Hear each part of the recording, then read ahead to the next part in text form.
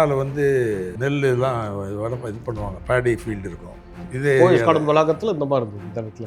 இந்த joint family வீட்டில் எல்லாம் டென்னிஸ் கோர்ட் இருக்கும், கிரிக்கெட் கிரவுண்ட் இருந்தது, நாய் நிறையா இருக்கும், ஒரு போனி கூட இருந்தது. அந்த மூமெண்ட்டில் நான் ஒரு was influenced.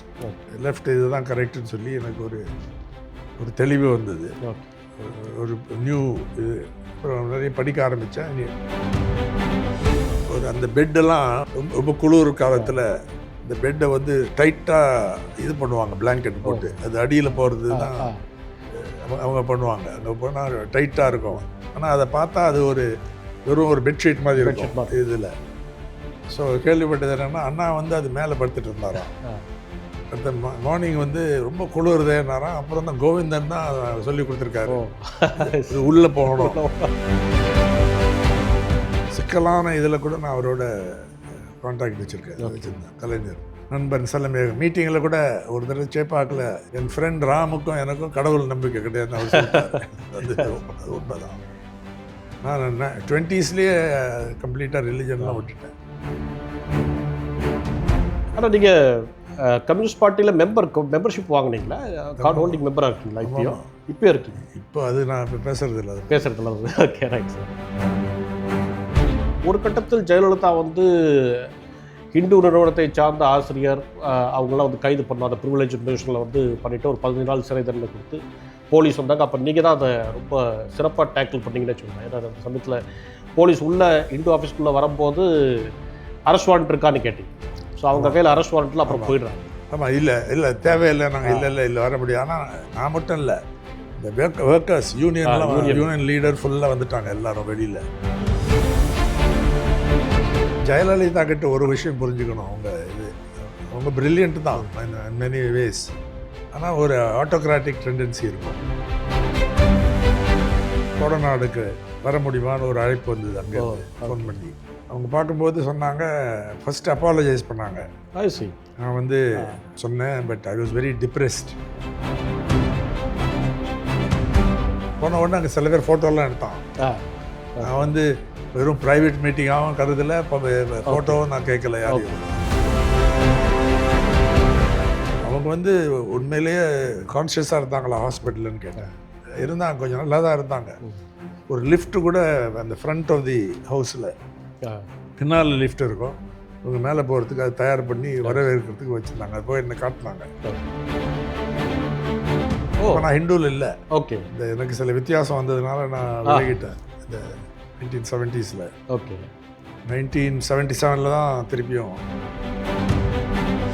Vivian Richards not out இதில் டெல்லியில் கவர் பண்ணேன். அன்றைக்கி வந்து அவர் ஏர்லியாகவே அவுட் ஆகிருக்கும். காட் பிஹைண்ட் போல் இருக்குது, அம்பேர் கொடுக்குற நம்ம வெங்கட்ராமன் கேட்டார், எனக்கு ஞாபகம் இருக்குது, ஏன் அது எழுதலை, அவர் போலிங் தான். காட் பிஹைண்ட் அன்றைக்கி 191 அடிக்கிறதுல இப்போ இன்னும் 20 or 30 இருந்துக்கும். நான் சொன்னேன், இங்கே பின்னாலேருந்து நான் எப்படி சொல்ல முடியும்.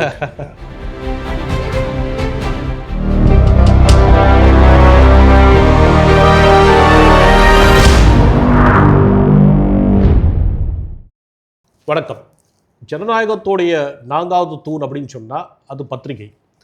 அந்த பத்திரிகை உலகத்தில் நீண்ட காலமாக ஒரு வெற்றிகரமான ஒரு பயணம், அதுவும் கிட்டத்தட்ட அரை நூற்றாண்டு தாண்டி வைர விழாவை நோக்கி ஒரு பயணம் அப்படின்னா அது ஒரு மிகப்பெரிய ஒரு விஷயம். அப்படியாப்பட்ட நபர்களை நம்ம பார்க்கும்போது நமக்கே ஒரு ஈர்ப்பும் ஒரு ஆர்வமும் ஏற்படும். அப்படி ஒரு நபரை இன்றைக்கி நம்ம சந்திக்க போகிறோம் நியூஸ் பிக்ஸ் இந்தியா சேனலுக்காக. திரு என் ராம் அவர்கள். திரு என் ராம் அவர்கள்ன்றது ஒரு பத்திரிகை உலகத்தில் ஒரு ஜாம்பவான் அப்படின்னு சொல்லலாம். அவருக்கு இந்த மாதிரி புகழ்ச்சி பிடிக்காதுன்றது தெரியும். இருந்தாலும் வந்து அவர் ஒரு ஜாம்பவான்றதுல எந்த விதமான மாற்று கருத்து இருக்க வாய்ப்பு இல்லை. தமிழ்நாட்டிலிருந்து இந்திய அளவிலும் சர்வதேச அளவிலும் ஒரு குரல், ஒரு ஓங்கி ஒலிக்கின்ற குரல் என்றால் அது திரு ராமுடைய குரல். திரு ராம் வந்து சென்னை தலைநகரமாக கொண்ட இந்து குழுமம், பாரம்பரியமிக்க தேசியவாத ஊடக குழுமத்துடைய இப்போது அதோட நிர்வாகத்தில் இயக்குநராக இருக்கார்.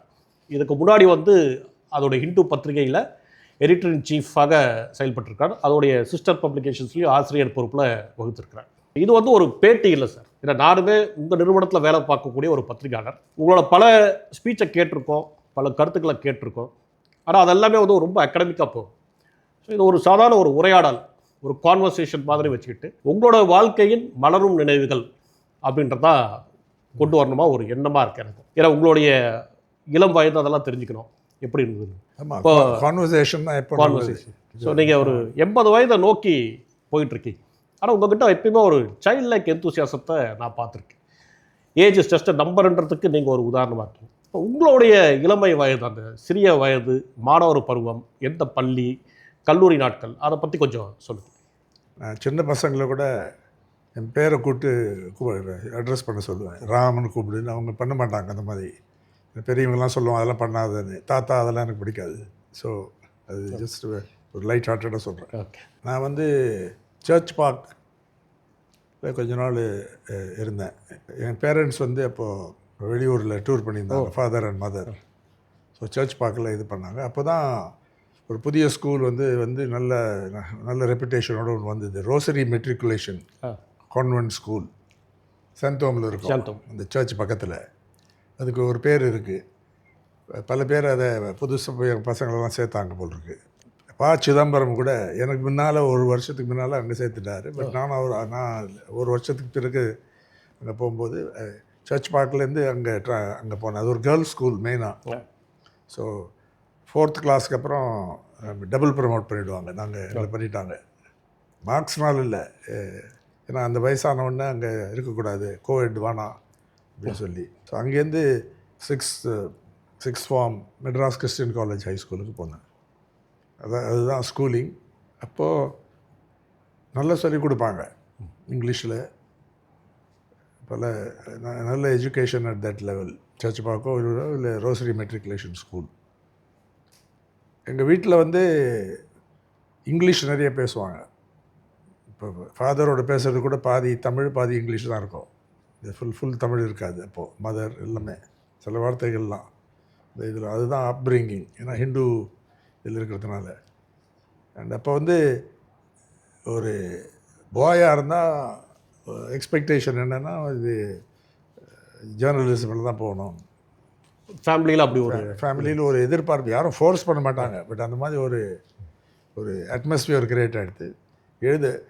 தோஸ் இன்ட்ரெஸ்டட் இன் ரைட்டிங் எழுத்து இது இருக்கும்போது அவங்க போகலாம். இல்லைன்னா அந்த மேனேஜ்மெண்ட்டுக்கு அட்மினிஸ்ட்ரேஷனில் ட்ரைனிங் கிடைக்கும். பட் இங்கே தான் போய் கெரியர் என்று கிட்டத்தட்ட நிர்ணயிக்கப்பட்டிருந்தது. அப்போது பாய்ஸாக இருந்தால், கேர்ள்ஸாக இருந்தால் வேறு, ஏன்னா அவங்க கல்யாணம் பண்ணிட்டு இது போவாங்க. அப்போது கேர்ள்ஸுக்கு ஹிந்துவில் ரோல் இல்லை அன்றைக்கி. அதுதான் எனக்கு ஞாபகம். அந்த ஏரியாவில் ஒரு ஜாயிண்ட் நான் இங்கே தான் பிறந்தேன். இங்கேருந்து ஒரு டெக்னிக்கலி இசபெல் நர்சிங் ஹோமில் இது ஆனால் இங்கே தான் என்ன வளர்ந்தேன். இங்கேருந்து ஒரு 100-200 மீட்டர்ஸ் தான் இருக்கும். அந்த ஒரு ஜாயிண்ட் ஃபேமிலி ஃபார்ம் ஹவுஸ்னு அந்த வீட்டில் வி வர் லிவிங். இங்கே வந்து பின்னால் வந்து நெல்லாம் இது பண்ணுவாங்க, பேடி ஃபீல்டு இருக்கும். இங்கே இந்த இதே வளாகத்தில் இந்த மாதிரி இருந்தது. இந்த இடத்துல அவங்கெல்லாம் இது இருக்கும், டென்னிஸ் கோர்ட் இருக்கும், கிரிக்கெட் கிரவுண்ட் இருந்தது, நாய் நிறையா இருக்கும். ஒரு வீட்டில் குறிப்பாக ரங்கப்பா அவருக்கு வந்து நாய் ரொம்ப பிடிக்கும். முதல்லேருந்து நிறைய என்னென்ன வச்சுருந்தாரு, பெஸ்ட் டாக்ஸ் இம்போர்ட் பண்ணி இது இருக்கும். எங்கள் வீட்லேயும் நாய் இருக்கும். ஒரு போனி கூட இருந்தது, மேரின்ற பேரில். அதில் இங்கே வந்து அதை நாங்கள்லாம் அந்த போனியில் ரைட் பண்ணுவோம் இதே ஏரியாவில். அதுதான் அட்மாஸ்பியர். இப்போ வெளியில் போனால் நல்ல பாம்பெல்லாம் இருக்கும். வீட்டில் கூட சிலதை வந்துடும். அதெல்லாம் பாம்பை பார்த்து அவ்வளோ பயப்படலாம் மாட்டாங்க. பயம் கொஞ்சம் இருக்கும், இருந்தாலும் அதை பார்த்து ரொம்ப அதை பற்றியே நினச்சிட்டு இருக்க மாட்டாங்க. எப்போது பார்க்கலாம் வெளியில் இந்த இதில். ஸோ இதுதான் அட்மாஸ்பியர். இந்த ஏரியாவில் ஃபுல்லாக ட்ரீஸ் இருக்கும், தென்னை மரம் நிறையா இருக்கும் வீட்டு ஃபுல்லாக, மாமரம். இங்கே ஒரு குளம் இருக்கும் இந்த பக்கத்தில். அங்கே வந்து பப்ளிக்கில் இதெல்லாம் வந்து அவங்க இந்த ரிச்சுவல் இதுக்கெல்லாம் பாத்ஸ்க்கு வருவாங்க. நான் ஃபார்ம் ஹவுஸ் இன்னும் இந்த பக்கம் இருந்தது. அங்கே தான் நான் வளர்ந்தேன். ஸ்கூலு, காலேஜு, ஈவன் லேட்டர் 1980 இது வரைக்கும் ஒரே வீட்டில் தான். எங்கள் brothers, my sister got married in the 60s and left. அதுதான் எங்களுடைய ஏர்லி மெமரிஸ். கிரிக்கெட் நிறைய ஆடுவோம். நான் வந்து கிரிக்கெட் ஆடுவேன், டென்னிஸ் ஆடுவேன், பேட்மிண்டன் ஆடுவோம் அந்த இதில். அப்புறம் எல்லா பால் கேம்ஸும் ஆடுவோம். ஃபுட்பால் இல்லை, ஸ்கூலில் வந்து சாஃப்ட் பால் அதெல்லாம் ஆடுவோம். ஆனால் மெயினாக கிரிக்கெட். ஃபேமிலியில் ரொம்ப டீப் இன்ட்ரெஸ்ட் இருக்கும். டென்னிஸ்லேயும் நீங்களே ரஞ்சி ட்ரோஃபி மேட்ச் கூட ஒரு ரஞ்சி ட்ரோஃபி மேட்ச் ஒரு மேட்ச் தான். நான் அதான் மார்ஜினல் ஃபர்ஸ்ட் கிளாஸ் கிரிக்கெட்டர்னு சொல்லுவேன். நான் first division player. University Madras university 4 வருஷம் ஆடிருக்கு. 4 வருஷம் தான் ஆட முடியும். அதுக்கப்புறம் லிமிட் இல்லைன்னா சில பேர் காலேஜில் பேருக்கு இருந்துட்டு ஆடிட்டே இருப்பாங்க வயசானவொன்னு. ஸோ 4 இயர் லிமிட் இருக்கும். அது மட்டும் ஆடினேன். நான் ஃபைனல் இயர் இன் பிரசிடென்சி காலேஜ் நான் அது லிமிட் ஓவர் ஆகிடுது. Captain Madras university. அதே மாதிரி ஃபர்ஸ்ட் டிவிஷன் லீக் ரங்கப்பா ஒரு பிரில்லியன்ட் மேனேஜர், ரொம்ப ஹைலி காம்படிட்டிவாக இருப்பார். தோக்கிறதே பிடிக்காது. அந்த இதில் முன்ன ஜோக் பண்ணுவாங்க இங்கே, அது கிரிக்கெட் மேட்ச் இங்கே வந்து ஆடும்போது தோத்தா நாயை அவுத்து விட்டுருவார். அது உண்மையாக இல்லையா எனக்கு தெரியாது. ஆனால் அவர் ஒரு ஒரு ஒரு வெரி டிட்டர்மின் லீடர். ஸோ நான் வந்து wicket keeper. And even Salim துரானியுடைய ஆர்டர், கிருபால் சிங் எதிராக, மில்கா சிங், டெஸ்ட் பிளேயர்ஸ் எல்லாம். காலேஜ் எங்கே சார் படிச்சிங்க? College Loyola college. இன்றைக்கி சாய்ஸ் வந்து லாயலா காலேஜாவது மெட்ராஸ் கிறிஸ்டியன் காலேஜ். இது ரெண்டும் தான் பெரிய பேர் உள்ள காலேஜஸ். அது தாம்பரத்தில் இருக்குது. ஸோ இது ஈஸியாக லாயலா தான் ஃபர்ஸ்ட் சாய்ஸ். ஹிஸ்ட்ரி பிஏ படித்தேன். சிதம்பரம் ரைட் த்ரூ ஸ்கூலு காலேஜெல்லாம் அப் டு ப்ரீ யூனிவர்சிட்டி என்னோட கிளாஸ்மேட் தான். ஸ்கூல் இதில் rosary matriculation school, Madras Christian college school. நாங்கள் ஒரு இது வேறு சில ஃப்ரெண்ட்ஸும் மலையாள மனோரமா எடிட்டர் இருக்கார் இவர் ராஜன் மாமன், அவர் என் கிளாஸ்மேட், ஸ்கூல்மேட் இங்கே கிறிஸ்டியன் காலேஜ் ஹை ஸ்கூலில். அன்றைக்கி ஒரு பெரிய இன்ஸ்பைரிங் ஃபிகர் யாருன்னா குருவில்லா ஜேக்கப், ஹெட் மாஸ்டர். அன்றைக்கி ரொம்ப ஃபேமஸ் இந்தியா இதுலேயும். இங்கேருந்து அப்புறம் ஹைதராபாத் பப்ளிக் ஸ்கூலில் போய் இருந்தார். அப்புறம் cathedral school, Connon cathedral school பாம்பேயில் போனார். ரொம்ப இன்ஸ்பைரிங் ஃபிகர். ஆல்ரவுண்ட் எஜுகேஷனை டெவலப் பண்ணக்கூடியது. அது ஒரு நல்ல வாய்ப்பு கிடைச்சிது எல்லாருக்கும் அந்த ஸ்கூலில் படித்தவங்களுக்கு. இப்போ நீங்கள் வந்து பிறந்ததெல்லாம் பார்த்தீங்கன்னா ஒரு பார்ன் வித் சில்வர் ஸ்பூன் அப்படின்னே சொல்லலாம். ஒரு நல்ல ஒரு வசதியான குடும்பத்தில் பிறந்தீங்க. அப்படி இருந்துக்கிட்டு எப்படி உங்களுக்கு கம்யூனிசத்து மீது ஒரு ஈடுபாடு, அந்த தாக்கம் எங்கேருந்து வருது உங்களுக்கு? அந்த எம்ஏ மட்டும் நான் வந்து இங்கே வந்து அன்றைக்கி காங்கிரஸ் இந்த ஃபேமிலி வந்து தாத்தா கஸ்தூரி ரங்கையங்கார், இந்த ரோடு கூட அவர் பேரில் தான் இருக்குது. நீங்கள் வந்தது அவர் வந்து ஒரு strong supporter of Tilak and ஒரு கொஞ்சம் மிலிட்டண்ட்டாக இது பண்ணார். இன்றைக்கி பண்ணி பல ட்ரேட் யூனியனில் லீடராக இருந்திருக்காரு. அதெல்லாம் எங்களுக்கு அன்றைக்கி தெரியும். அவர் இல்லை, நான் பார்த்தது இல்லை. 1920s இறந்து போயிட்டார். ஆனால் கஸ்தூரி சீனிவாசன், கோபாலன், குறிப்பாக சீனிவாசன் நல்லா ஞாபகம் இருக்குது. இதில் அவங்க வந்து அந்த ஹோல் ஃபேமிலி இந்த ஃப்ரீடம் ஸ்ட்ரகிள்லேயும், அதாவது சுப்பிரமணிய ஐயர் அதுக்கு முன்னால் 1878 1905லேருந்து இந்த ஃபேமிலி இருந்ததுனால எங்களுக்கு ஒரு காங்கிரஸ் நிறைய கான்டாக்ட் உண்டு. வீட்டில் வருவாங்க நிறைய பேர். எங்கள் மதர் சைடில் இன்னும் கொஞ்சம் மோர் மாடர்னைஸ்ட் அந்த ஃபேமிலி அந்த இதில் இருக்கும். அதனால் நேரு தான் எங்களுக்கு பெரிய ஹீரோ, அன்றைக்கி பெரிய ஃபிகர். என்னோடய எம்ஏ எக்ஸாமில் கூட நான் முதல்ல இப்போ நேரு டைட் அதுக்கு முன்னால் 1966 வெளியில் வந்தேன். நான் கெஸ் பண்ணிட்டேன் நேருவை பற்றி வருவோன்னு. ஃபஸ்ட்டு கொஸ்டின் அன்றைக்கி வந்து 3 hours ஒரு எஸ்ஸே எழுதணும். அதுதான் இதில் ஒரு எஸ்ஸே 3 hour, ஒன்றும் நோட்ஸ் இல்லாத, ஒரு ரெஃபரன்ஸ் இல்லாத, உங்களுக்கு தெரிஞ்சதை வச்சு இல்லை மனப்பாடம் பண்ணதை வச்சு இது பண்ணுவோம். நான் வந்து நேரு ஏஜ்னு ஃபஸ்ட்டு வந்தது. நான் முதல்ல ப்ரிப்பேர் பண்ணிட்டேன் அந்த இது வரும்னு கெஸ் பண்ணிவிட்டு. அதனால் நேரு தான் எனக்கு இம்பார்ட்டன்ட் ஃபிகர். 1967 Colombia university. அன்றைக்கி ரொம்ப ரேராக தான் போவாங்க இந்தியாவிலேருந்து அந்த ஜேர்னலிசம் ஸ்கூலுக்கு. நான் one of the early ones. அங்கே போனோடனே டாக்டர் அம்பேத்கர் அங்கே படித்தார்னு கேள்விப்பட்டேன். அங்கே போன உடனே அங்கே டீச்சர் அந்த சோஷியாலஜி டிபார்ட்மெண்ட்டில் அங்கே அவரை பற்றி அப்போ கூட பேசிகிட்டு இருந்தாங்க. அங்கே போன உடனே அது ஹோல் அந்த பீரியட் வந்து ஒரு பெரிய டர்மாயில். ஏன்னா வியட்நாம் யுத்தத்தில் ரொம்ப மோசமாக நடந்தது. வேறாக பெரிய ப்ரொட்டஸ்ட் வந்தது, எதிர்ப்பு, ஆர்ப்பாட்டம் இது வந்தது. அதை தவிர பிளாக் பவர் மூவ்மெண்ட், ரேசிசமுக்கு எதிராக இயக்கம் எல்லாம் சேர்ந்து எங்கள் கேம்பஸ் வந்து கொலம்பியா யூனிவர்சிட்டி கேம்பஸ் நியூயார்க்கில் அதை வந்து ஆக்குபை பண்ணிட்டாங்க. அப்படியே வந்து students for democratic society and நாங்கள் போஸ்ட் கிராஜுவேட், ஆனால் அண்டர் கிராஜுவேட்ஸ் எல்லாம் ரொம்ப மிலிட்டண்ட்டாக இருந்து வெளியிலேருந்து நிறைய லீடர்ஸ் வந்து ஒரு 700 பேர் அரெஸ்ட் பண்ணிட்டான் அன்றைக்கி. ஆனால் மோஸ்ட்லி விட்டுட்டாங்க. அப்புறம் அதில் கூட எனக்கு ஒரு இந்தியன் ஸ்டூடெண்ட் அசோக் மகாதேவன் ஒருத்தர் ஞாபகம் இருக்குது. அவர் கொலம்பியா காலேஜில் இருந்த ஸ்டூடெண்ட்டு. அவரும் ஆக்குபை பண்ணாங்க. அவரையும் அரெஸ்ட் பண்ணி அவர் வந்துட்டார் வெளியில். அன்றைக்கும் இன்றைக்கும் ட்ரம்ப் பண்ணுறதுக்கு வித்தியாசம் என்னென்னா, அன்றைக்கி அரெஸ்ட் பண்ணி விட்டுருவான், இது வெளியில் அனுப்பிச்சிட மாட்டாங்க, டிபோர்ட் பண்ண மாட்டாங்க. அப்புறம் கொலம்பியா கிராஜுவேட் ஸ்கூல் ஆஃப் ஜேர்னலிஸ்ட்லேயும் படித்து லேட்டர் ரீடர்ஸ் டைஜஸ்ட் இந்தியாவோட எடிட்டராக ஃபங்க்ஷன் இது. அந்த மூமெண்ட்டில் நான் ஒரு வாஸ் இன்ஃப்ளூயன்ஸ்ட். லெஃப்ட் இது தான் கரெக்டுன்னு சொல்லி எனக்கு ஒரு தெளிவு வந்தது. ஒரு நியூ இது. அப்புறம் நிறைய படிக்க ஆரம்பித்தேன். அப்புறம் ஒரு பிஹெச்டி அங்கே பிஹெச்டி ஆஃபர் வந்தது. நான் இது பண்ணி அட்மிஷன் கொடுத்துட்டாங்க யூனிவர்சிட்டி ஆஃப் பென்சில்வேனியா. ஒரு 4 வருஷம் பண்ணிவிட்டு வரலாமான்னு பார்த்தேன். இப்போ சிதம்பரம் ரொம்ப ப்ரெஷர் பண்ணார், நீ வரவே மாட்டேன், இதை எடுத்தால் இந்தியாவுக்கு தான் வரணும் அப்படின்னு சொல்லி பண்ணி அது ஒரு ரீசன்.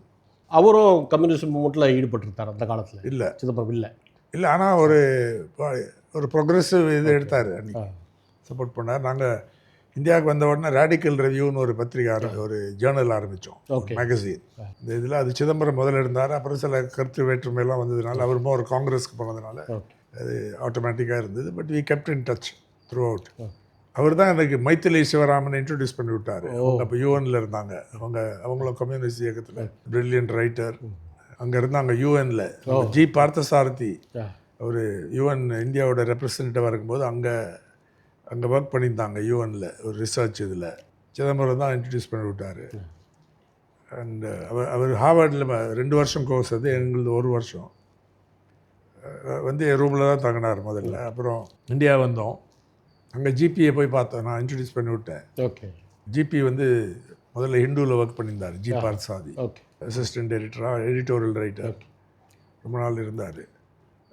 பெரிய டிப்ளமேட், அட்வைசர் இந்திரா காந்திக்கெல்லாம் கூட. அவர் தான் எனக்கு அங்கே லோக்கல் கார்டியன். அவர் வீட்டில் தான் சம்டைம்ஸ் தங்குவோம். அப்போ தான் சிஎன் அண்ணாதுரை வந்தார் அங்கே. அதை பற்றி தான் கேட்கணும். இப்போ நீங்கள் அதுக்கப்புறம் இந்தியா வரைக்கும் வந்து பத்திரிகை துறையில் வந்துடுறீங்க. ஆனால் நீங்கள் அண்ணாவை முதல்ல சந்திச்சது நீங்கள் மாணவ பருவத்திலே சந்திக்கிறீங்க. நீங்கள் அங்கே கொலம்பியாவில் படிக்கும்போது. ஏன்னா ஈஸ்வர் சாகர்னு ஹிந்து கரஸ்பாண்டன்ட் வாஷிங்டன் டிசியில் இருந்தார். அவர் அங்கே வந்திருந்தார். ஜிபி, இன்ஃபேக்ட் நான் ஜிபி இதில் தான் தங்குனாங்க போன உடனே.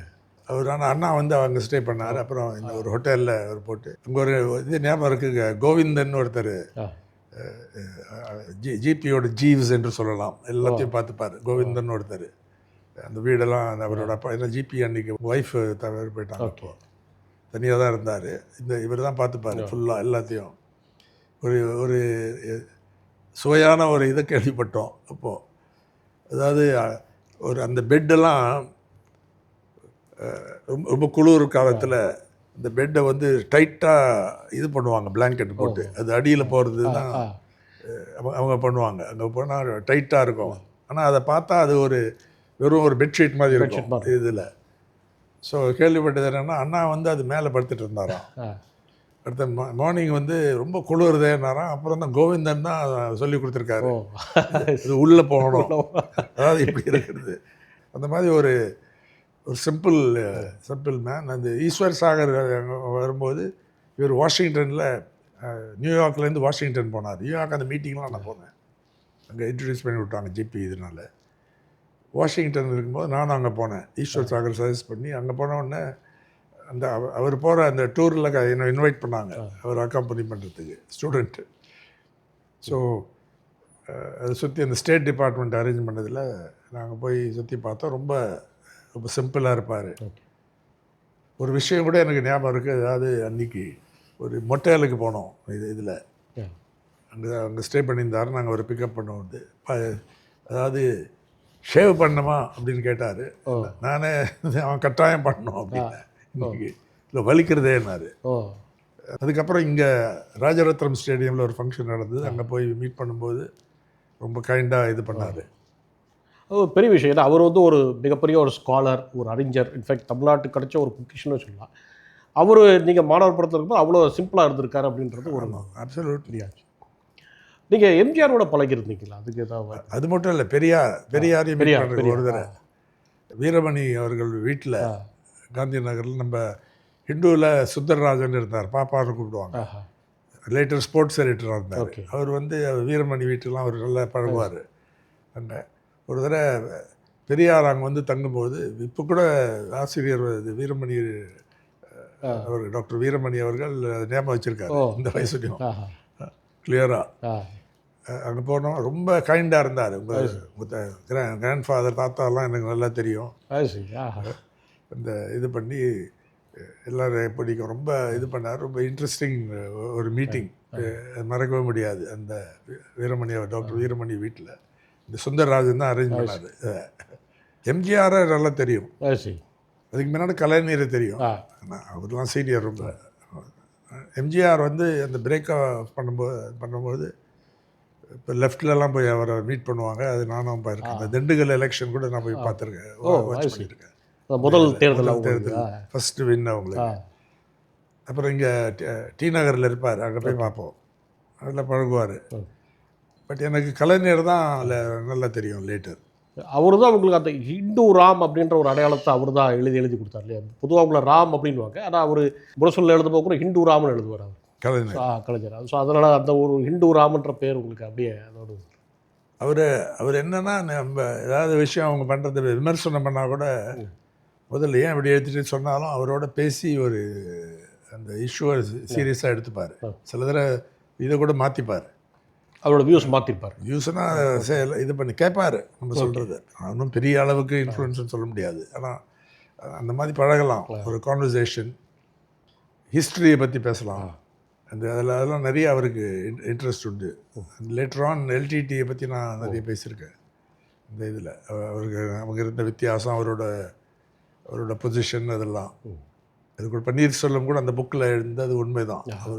ஒரு ஒரு ரொம்ப சோபராக பார்த்துருக்காரு. Support on the one hand, அதே நேரத்தில் அவங்க அதாவது ஈழம் கிடைச்சா நான் சப்போர்ட் பண்ணுறேன், ஆனால் அவங்களே அது விதவுட் ஈழம் அதுக்கு குறைவாக ஒரு இது வந்ததுன்னா கூட அவங்க ஒத்துக்கிட்டாங்கன்னா அது எனக்கு ஒரு டெவல்யூஷன் ஆஃப் பவர் அந்த மாதிரி ஒத்துக்கிட்டாங்கன்னா அதுக்கு நம்ம இந்தியாவில் இருக்கிற மாதிரி அங்கே இருந்ததுன்னா. இப்போ இந்தியாவில் இருக்கிறது சரியில்லை, ஒரு ஒன்றிய அரசாங்கத்துக்கும் மாநில அரசாங்கங்களுக்கும். ஆனால் அது ஐடியல் இதில் அந்த மாதிரி இருந்தால் அவங்களுக்கு அது ஒத்துக்க முடிஞ்சால் நானும் அது எனக்கு சந்தோஷம் அப்படின்னு தான் ஒரு பொசிஷன். பல சிக்கலான இதில் கூட நான் அவரோட கான்டாக்ட் வச்சுருந்தேன் கலைஞர். சில மீட்டிங்கில் கூட ஒரு தடவை சேப்பாக்கில் என் ஃப்ரெண்ட் ராமுக்கும் எனக்கும் கடவுள் நம்பிக்கை கிடையாதுன்னு அவர் சொல்லிட்டார். அது உண்மைதான். நான் 20ஸ்லேயே கம்ப்ளீட்டாக ரிலிஜன்லாம் விட்டுட்டேன். ஓகே, 20ஸ்லேயே விட்டுட்டீங்க. அது வரைக்கும் ஃபேமிலி, எங்கள் ஃபாதர் மதர் வந்து நம்புவாங்க, பட் பெரிய அளவுக்கு இந்த ரிச்சுவல்ஸ் இதெல்லாம் இல்லை, கோயில் போகிறதெல்லாம் கிடையாது. அதுதான் ஒரு லிபரல் அட்மாஸ்பியர் மதர் கூட. ஆனால் நீங்கள் கம்யூனிஸ்ட் பார்ட்டியில் மெம்பர்ஷிப் வாங்கினீங்களா? கார்டு ஹோல்டிங் மெம்பராக இருக்கீங்களா? இப்போ இருக்கீங்க? இப்போ அது நான் இப்போ பேசுறது இல்லை, ஓகே, ரைட் சார். ஆனால் இது இருந்திருக்கேன். நான் வந்து 9th பார்ட்டி காங்கிரஸ் மதுரையில் நான் டெலிகேட். தமிழ்நாட்டில் நான் ஒருத்தன் தான் அலைவ் அதில். ஓகே. அதில் அந்த ரைட் டு செல்ஃப் டிட்டர்மினேஷன் டிபேட்டில் நான் கலந்து கொண்டேன். ஓகே. ஸோ நான் சிபிஐஎம்மோட தான் இருந்திருக்கேன், அப்போது இருந்திருக்கேன், இப்போது அதுதான். எஸ்எஃப்ஐலேயே இருந்திருக்கீங்க அந்த சமயத்தில்? அப்போ நான் ஸ்டூடெண்ட் இல்லை, ஆனால் அமெரிக்காவிலேருந்து வந்ததுக்கப்புறம் எஸ்எஃப்ஐ ஆரம்பித்தாங்கல்ல. ஓகே. நான் 1968 எண்ட்லேயே இது எனக்கு அந்த கான்ட்ராக்ட் வந்துடுது. ஓகே. பிபி சிந்தன் இருப்பார். ஆமாம், இங்கே எங்கள் ரொம்ப இன்ஸ்பைரிங் லீடர் ஃப்ரம் கண்ணூர். அவர் வந்து இங்கே பெரிய ட்ரேட் யூனியன் லீடர், நல்ல கிளாஸ்லாம் எடுப்பார், எங்களுக்கு ரொம்ப க்ளோஸ். நான் இந்த VK Ramachandran, okay, Chandru, justice Chandru, நிறைய பேர் அந்த அந்த இதில் கே பாலகிருஷ்ணன் எல்லாம் என்னோட யங்கர். ஆனால் ஒரு மறக்க முடியாத விஷயம், பிரகாஷ் காரட்.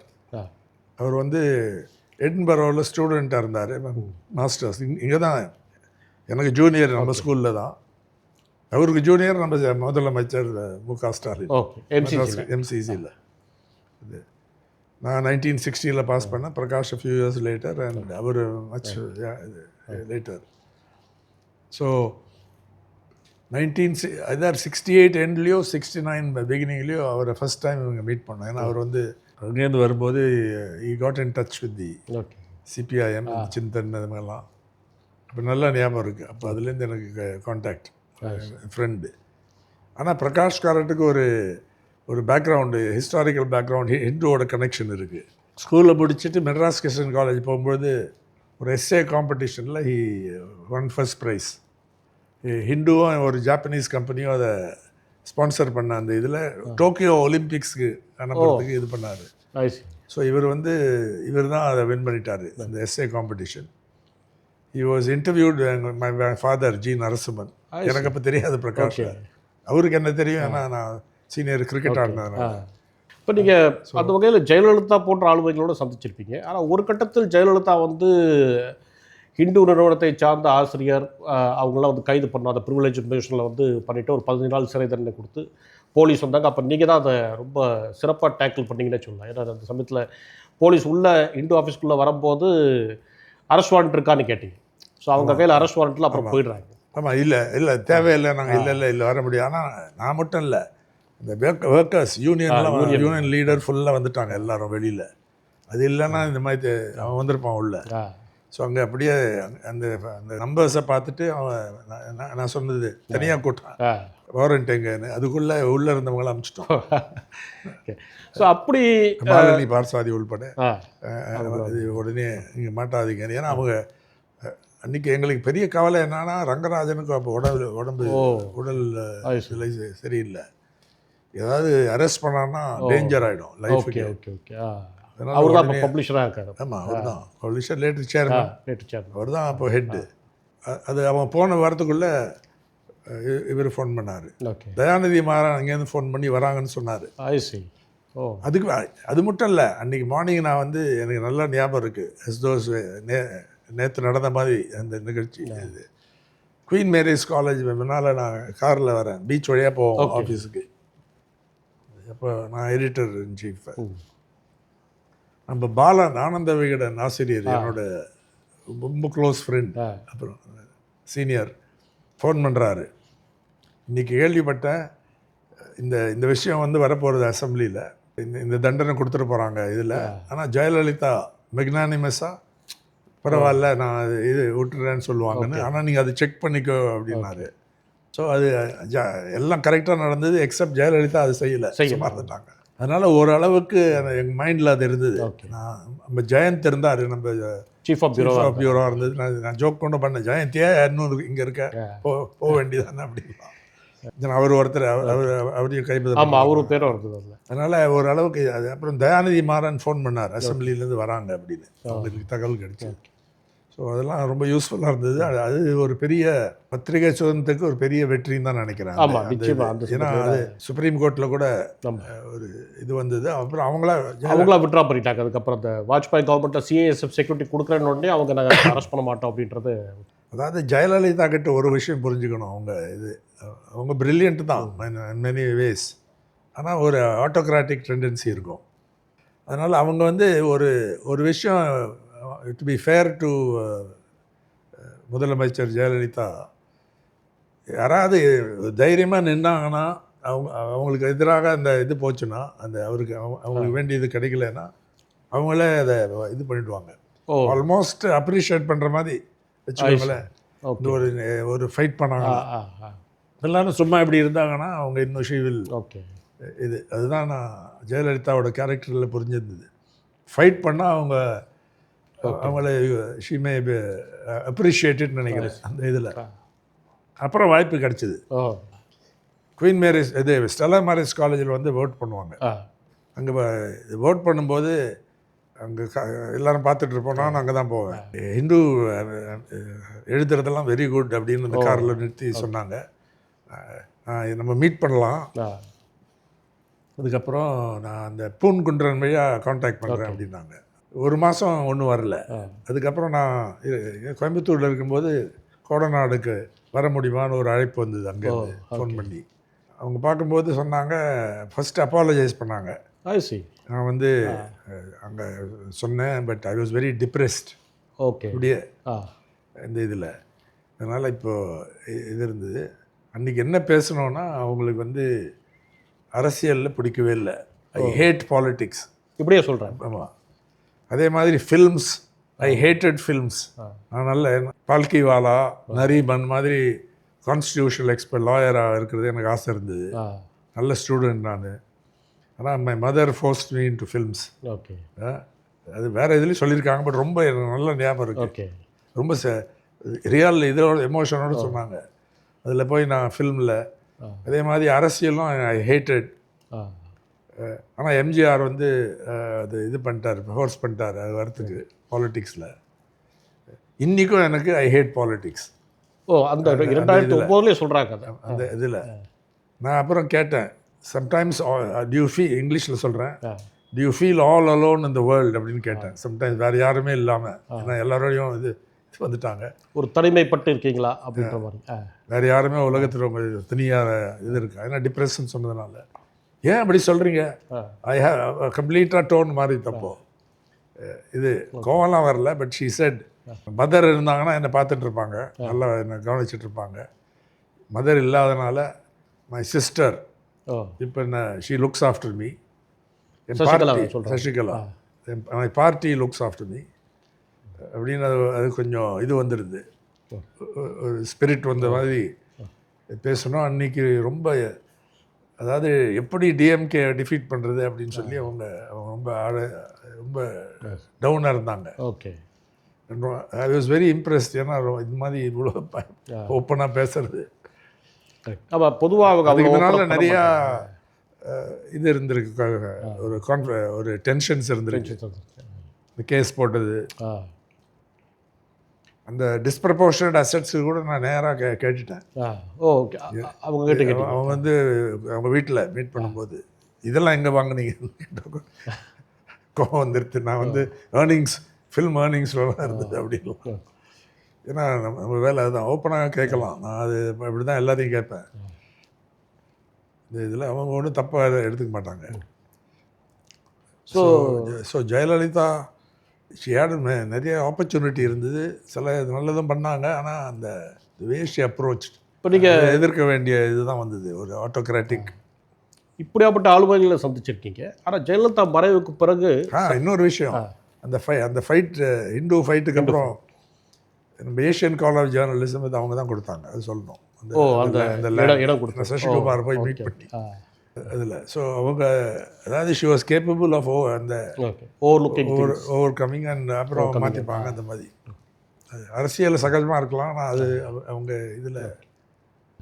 இப்போ இப்படியாப்பட்ட ஆளுமைகளில் தமிழ்நாடு அரசியல் நீங்கள் சந்திச்சிருக்கீங்க. ஜெயலலிதா மறைவுக்கு பிறகு சசிகலாவுக்கு ஒரு அங்கீகாரம் தேவைப்பட்டது. அந்த சமயத்தில் அவங்க வந்து பத்திரிகையாளர் சந்திக்கணும்னு விரும்புகிறாங்க. அப்போ முதல் பத்திரிகையாளராக நீங்கள் போய் பார்க்குறீங்க. அவங்களுக்கு அதுக்கு நிறைய விமர்சனமாக வந்தது. ஏன்னா சசிகலாவுடைய இமேஜ் அந்த மாதிரி, கிரெடிபிலிட்டி அந்த மாதிரி அதுக்கு வந்தது. நீங்கள் ஏன் சசிகலாவை சந்திக்கணும்னு நினச்சிங்க? அந்த விமர்சனத்தை நீங்கள் எப்படி எடுத்துக்கிட்டீங்க? நான் விமர்சனத்தை கண்டுபிடித்தது, நான் போனது வந்து எனக்கு ஒரு அழைப்பு வந்தது, நான் கேட்கல. அவங்க மீட் பண்ணோன்னு விரும்புகிறாங்கன்னு ஒரு க்ளோஸ் ஃப்ரெண்டு, ஒரு பேர் நான் சொல்லலை, அவங்களுக்கு நல்லா தெரிஞ்சவர் ஒருத்தர், நாட் அ பொலிட்டிஷியன் இல்லை, ஜேர்னலிஸ்டும் இல்லை, அழைப்பு வந்தது. நான் வந்தேன், கரெக்டாக யார் கூட்டாலும் போவேன். மோடி இங்கே வரும்போதெல்லாம் அவர் கூப்பிடுவாங்க, நான் போய் பார்ப்பேன். ஸோ நான் அவங்கள வந்து அதுக்கு முன்னால் பார்த்தது வந்து ஜெயலலிதா இருக்கும்போது தான். உட்காரவே மாட்டாங்க, நின்றுட்டு இருப்பாங்க, இந்த ஏதாவது ஸ்நாக்ஸ் சர்வ் பண்ணுவாங்க, அதுதான். அவங்க எதிரில் உட்காரவே நான் உட்கார்ந்து பார்த்ததில்லை இதில். ஆனால் இவங்க ஒரு அம்பிஷியஸாக ஒரு இது வந்ததுக்கப்புறம் என்ன சொல்ல போகிறாங்கன்னு போனேன். எனக்கு ஒன்றும் போன உடனே அங்கே சில பேர் ஃபோட்டோலாம் எடுத்தான். நான் வந்து வெறும் ப்ரைவேட் மீட்டிங்காகவும் கருதில், இப்போ ஃபோட்டோவும் நான் கேட்கல யாரையும். நான் சும்மா அங்கே போனேன், இதில் போயஸ் கார்டன் போன உடனே அது, ஆனால் ரொம்ப இன்ட்ரெஸ்டிங்காக இருந்தது. அது ஃபோட்டோ கூட எடுத்து அப்புறம் அனுப்பிச்சாங்க. ஆமாம், அதை அனுப்பிச்சி விட்டாங்க. அந்த இதில் அவங்க வந்து இப்படி உட்கார்ந்துருக்காங்கன்னு யார் கூட யாரும் சொன்னாங்க. இது அதாவது நான் எல்லா விஷயமும் கேட்டேன். உங்கள் பிளான் என்ன, ஏன் உங்களை வெளியில் அமைச்சிட்டாங்க, அதையும் கேட்டீங்க. அவங்க சொன்னாங்க 2-3 நாள்லேயே பேச ஆரம்பிச்சிட்டோம். இரண்டாவது தடவை நீக்கப்பட்ட பிறகு பேச அதான் இன்னைக்கு அவங்க பேர் சொல்லல, அவங்க இல்லை வேறு யாரோ அது பண்ணாங்கன்னு சொல்லி இது சொன்னாங்க. அது வந்து ஆனால் உடனே கான்டாக்ட் இருந்ததுன்னு தெரியும். அது ப்ராப்ளி உண்மையாக இருக்கும். அப்புறம் அவங்க வந்து உண்மையிலேயே கான்ஷியஸாக இருந்தாங்களா ஹாஸ்பிட்டலுன்னு கேட்டேன். இருந்தாங்க, கொஞ்சம் நல்லா தான் இருந்தாங்க. ஒரு லிஃப்ட் கூட அந்த ஃப்ரண்ட் ஆஃப் தி ஹவுஸில் பின்னால் லிஃப்ட் இருக்கும். இவங்க மேலே போகிறதுக்கு அது தயார் பண்ணி வரவேற்கிறதுக்கு வச்சுருந்தாங்க. அது போய் என்ன காட்டினாங்க இந்த இதில். அவங்க வீட்டில் எப்படி ஃபங்க்ஷன் பண்ணுவாங்கன்னு அதெல்லாம் கேட்டேன். அதாவது ஜெயலலிதா அவர்கள் வந்து சின்ன வயசில் மைசூரில் இருக்கும், ஆர்கே நாராயண் கூட சொல்லுவார், பார்த்துருக்காருங்க. அப்புறம் mother was films. So grandparents தான் இது பெங்களூரில் வளர்த்துருக்காங்க. அப்போ அந்த வெஸ்டர்ன் ஸ்டைலில் ஃபோர்க்கு இதெல்லாம் போட்டு இந்த பிப்பெல்லாம் போடுவாங்க. கடைசி மட்டும் அப்படி தான் சாப்பிடுவாங்க போல் இருக்கு. அந்த ஹேபிட்டில் எல்லாரும் குழந்த மாதிரி வீட்டில் இருப்பாங்க இவங்க சொன்னது. ஆனால் எவ்ரிடே அந்த அந்த த்ரெஷோல்டில் க்ராஸ் பண்ணும்பொழுது கேட்டை தாண்டின உடனே பெரிய லீடர், சீஃப் மினிஸ்டர், ஆப்போசிஷன் அதை டிஸ்கிரைப் பண்ணாங்க. இன்ட்ரெஸ்டிங்காக எனக்கு கூட அது இது நம்ம யாரை வேணா போய் பார்க்கலாம். அது ரைட். அது இப்போ ஒரு பத்திரிகையாளர் நம்மளை சந்திக்கணும் போது நம்ம போய் பார்க்குறது தவறு கிடையாது. பத்திரிகையாளர் மட்டும் இல்லை, என்னோட இதையும் அப்படி தான். இது இருந்தால் யாரோட வேணால் பேசலாம்.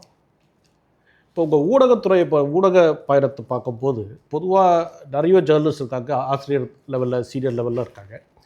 அவங்க எல்லாருமே வந்து பார்த்திங்கன்னா ஒரு துறை சார்ந்திருப்பாங்க. எப்படின்னா ஒரு பிஸ்னஸ் ஜேர்னலிஸ்ட்டாக இருப்பாங்க, அது பிஸ்னஸ் பத்திரிகை ஒரு எடிட்டராக இருப்பாங்க, இல்லை ஸ்போர்ட்ஸ் பத்திரிகையில் எடிட்டராக இருப்பாங்க, அல்லது சினிமா சார்ந்து, அல்லது ஒரு ஜென்ரல் கரண்ட் நியூஸ் பேப்பர்.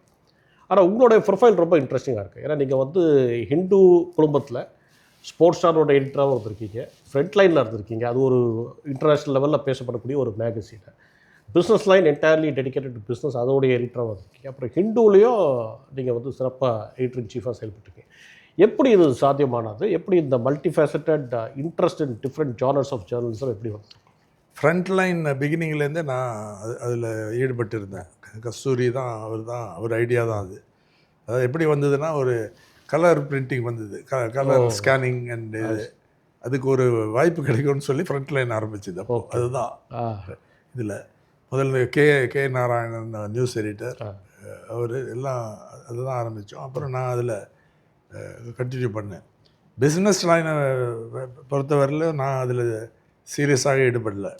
அப்போ வேணுகோபால், என் கசின் வேணுகோபால் அவர் தான் அதை நடத்துவார். ஆனால் அவர் எடிட்டர்னு அவருக்கு வேணாம். ரெண்டாவது நம்ம கேஸ்லாம் வந்தால் நான் தானே, அதுவும் இருக்குது. அவர் எடிட்டர் தானே. ஸ்போர்ட்ஸ் ஸ்டாரில் நான் டைரெக்ட்லி இன்வால்வ் இல்லை, கேட்பாங்க. நான் ஸ்போர்ட்ஸில் எப்போவுமே இன்வால்வ்னால இந்த ஏதாவது கன்சல்ட் பண்ணுவாங்களே தவிர நான் ஹேண்ட்ஸ் ஆன் கிடையாது.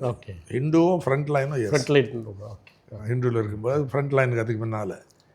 ஆனால் ஒரு கிரிக்கெட் சீரீஸ் கவர் பண்ணியிருக்கேன் 1974-75 இந்தியா வர்சஸ் வெஸ்ட் இண்டீஸ். அப்போ நான் ஹிந்துவில் இல்லை. இந்த எனக்கு சில வித்தியாசம் வந்ததுனால நான் விலகிட்டேன். இந்த 1970s. 1977 தான் திருப்பியும். அப்போ எதுக்கு இந்த சீரீஸை கவர் பண்ணுறீங்க, இந்த ஒன் டே சீரீஸ் வந்து? இப்போ இவர் ஐ திங்க் அது இது போட்டு இழுக்கிறதுக்கு பண்ணிருக்காரோ அது தெரியல. எடிட்டர் அங்கிள் ஜி கஸ்தூரி அவர்கள், சாமின்னு கூப்பிடுவோம் எல்லாரும். நான் கூட ஒரு வயசில் இருந்தாலும் அவர் வந்து அவருக்கு ஸ்போர்ட்ஸில் இன்ட்ரெஸ்ட் இது பண்ணார். நம்ம எஸ் கிருஷ்ணன் அப்புறம் ஸ்போர்ட்ஸ் எடிட்டர், அவர் என் கசின். அவர் நல்ல ஸ்போர்ட்ஸ் நாலேஜுக்கு நல்ல பிளேயர் கூட, கிரிக்கெட் அண்ட் டென்னிஸ் ரெண்டும். அது இது பண்ணாங்க. எனக்கு ஒரு இன்ட்ரெஸ்ட் இருந்தது. புது வெஸ்ட் இண்டியன் டீம் 5 டெஸ்ட்டில் 4 கவர் பண்ணாங்க. ஓவர் ஆகிடுதுன்னு கல்கட்டா நான் போகல. India came back. அதுக்கப்புறம் அன்றைக்கி டீட்டெயிலாக பண்ணால் அது நல்ல எக்ஸ்பீரியன்ஸ். அன்றைக்கி பெரிய இதெல்லாம் கிடையாது, டிவி இதெல்லாம். ஸோ பால் பை பால் எழுதிப்போம், எவ்ரி பால் நோட்ஸ் வச்சு. கிருஷ்ணன் என் பக்கத்தில் உட்காந்துருப்பாரு. ஸோ ஒரு ஓவரில் அந்த பாலர் அதை அப்படியே டிஸ்கிரைப் பண்ணுவோம். ஏதாவது எவ்ரி பால் டிஸ்கிரைப் பண்ணுறதுக்கு இடம் இருக்காது. ஏதாவது நடந்தால் ஃபுல் ரெக்கார்டு இருக்கும் அங்கே இதில், நோட் புக்கில். ஒரு பாலில் எப்படி ஆடினார், இது எட்ஜா, இது மிடில் ஆஃப் த நல்ல ஸ்ட்ரோக்கா, அதெல்லாம் பண்ணி இந்த ஈவினிங் ரிப்போர்ட் பண்ணணும். நான் ரொம்ப டெட்லைன் ப்ரெஷர் ரொம்ப அதிகமாக இருக்கும். கரெக்ட். அப்போ டிரான்ஸ்மிஷனும் அவ்வளோ ஃபாஸ்ட்டாக இருக்குது, இன்டர்நெட்லாம் இல்லாத காலம் நீங்கள் சொல்கிறீங்க. ஆமாம். நான் இது 1974-75 அது ஒரு பெரிய சீரீஸ். அன்றைக்கி தான் விவியன் ரிச்சர்ட்ஸ், உங்களுக்கு கிரிக்கெட் தெரியும்ல? ஆமாம், ரிச்சர்ட்ஸ் வந்து நல்ல ரிச்சர்ட்ஸோட ஃபர்ஸ்ட் டெபியூ.